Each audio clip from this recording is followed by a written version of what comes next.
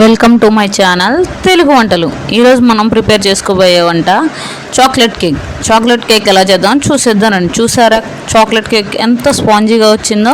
మీరు కూడా ఇలా తయారు చేయాలంటే వచ్చేసేయండి.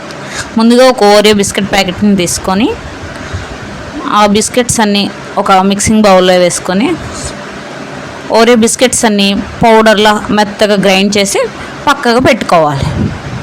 చూసారా వీడియోలో చూపిస్తున్నాడు. ఓరియో బిస్కెట్స్ అన్నీ మిక్సీలో వేసి పౌడర్లా పట్టి ఫైన్ పౌడర్గా పట్టి పక్కకు పెట్టేసుకుందాం. ఇలా half cup Oreo cake powder పక్కన పెట్టేసుకుందాం. తర్వాత అదే మిక్సింగ్ బౌల్లో ఒక ఎగ్ తీసుకొని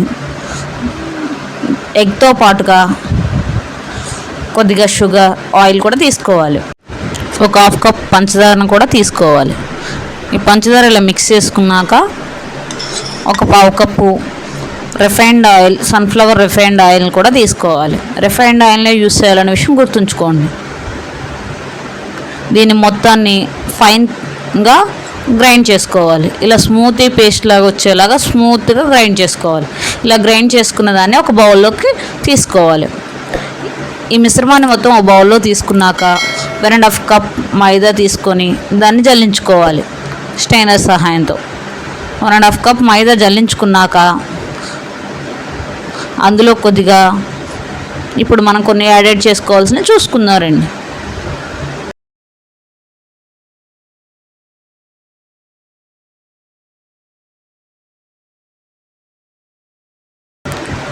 one and half cup maida జల్లించుకున్నాక అందులో 1 స్పూన్ బేకింగ్ పౌడర్,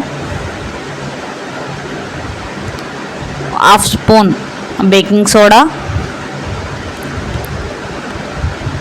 కొద్దిగా సాల్ట్ కూడా వేసుకోవాలి. వీటన్నిటిని కూడా బాగా జల్లించుకోవాలి.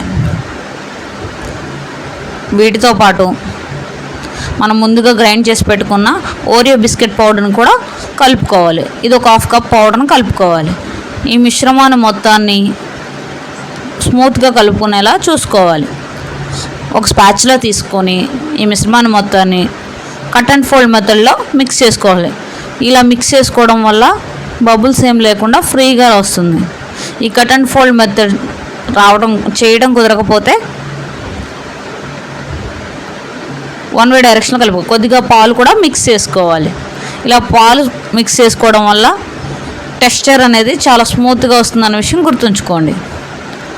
ఇలా విస్కర్ తీసుకొని వన్ వే డైరెక్షన్లో చాలా త్వరగా కలుపుకోవడం వల్ల మిక్సింగ్ అయ్యేలా చూసుకోవాలి. చూసారా ఎంత స్మూత్ పేస్ట్గా వచ్చిందో? ఇలా స్మూత్గా వచ్చేలాగా చాక్లెట్ కేక్ని రెడీ చేసుకోవాలి. ఈ మిశ్రమాన్ని మొత్తాన్ని ఒక కేక్ ప్యాన్ తీసుకొని దాంట్లోకి సర్వ్ చేసుకోవాలి. ముందుగా ఒక కేక్ ప్యాన్ తీసుకుని దానికి ఫుల్గా ఆయిల్ అప్లై చేసుకోవాలి. ఇలా ఆయిల్ అప్లై చేశాక బటర్ పేపర్ ఉంటే బటర్ పేపర్ యూస్ చేసుకోవాలి. బటర్ పేపర్ లేకపోతే ఫుడ్ పౌడర్ కోటింగ్ తీసుకోవాలి. నా దగ్గర బటర్ పేపర్ లేనందువలన పౌడర్ని కోటింగ్గా చేసి తీసుకున్నాను. దీంట్లో ముందుగా మనం కలిపెట్టుకున్న మిశ్రమాన్ని మొత్తాన్ని కేక్ ప్యాన్లోకి మార్చుకోవాలి. ఇలా కేక్ ప్యాన్లో మార్చుకున్నాక ఎయిర్ బబుల్స్ లేకుండా ఇలా వీడియోలో చూపిస్తున్నట్లు ఒకసారి డంప్ చేయాలి. ముందుగానే ప్రీహీట్ చేసి పెట్టుకున్న 10 మినిట్స్ ముందుగానే మీడియంలోనే ప్రీహీట్ చేసి పెట్టుకోవాలన్న విషయం గుర్తుంచుకోండి. ఇలా మీడియంలో ప్రీహీట్ చేసుకున్న దాంట్లో కేక్ని కూడా మనం మీడియంలోనే ప్రీహీట్ చేసుకోవాలి. ఎందుకంటే హైలో పెడితే కేక్ మాడిపోతుంది అనే విషయం గుర్తుంచుకోండి. ఇలా మూత పెట్టేసి ఒక 25 to 30 మినిట్స్ పక్కకు వదిలేసేయాలి.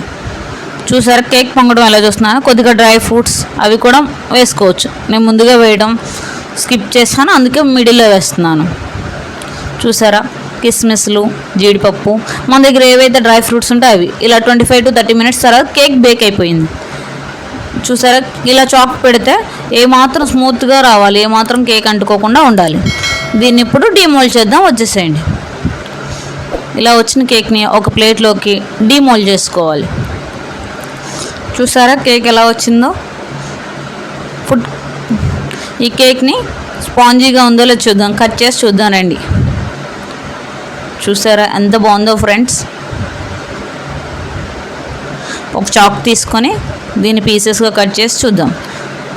చూసారా చూడటానికి ఎలా వచ్చిందో? ఎంత స్పాంజీగా ఉందో మీరే చూసేయండి. ఓరియో చాక్లెట్ కేక్ రెడీ అయిపోయింది.